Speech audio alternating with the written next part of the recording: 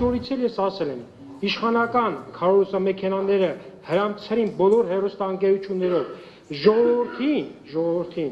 հանրային մեղադրողների սխալ վարքագծի եւ բոլոր այն մարդկանց, ովքեր որ մեզ առավոտը ժամի 7:30 պատերի վրով հարձակվեցին տունս, մտան իմ 70 տարեկան մերս միայնակ տունը եւ իմ տունը եւ մորս տունը հարձակվեցին, տենց պատրաստված գործողություն, եթե տենց պատրաստված մարդիկ ունենք մեր քննչական կոմիտեում կամ ծառայություններում, ապա 44 օրյա պատերազմ կային մոտս Կարմիր շուկայում տեղը ցույց կտա իրանց, որտեղ պատերազմեն, որտեղ կռվեն։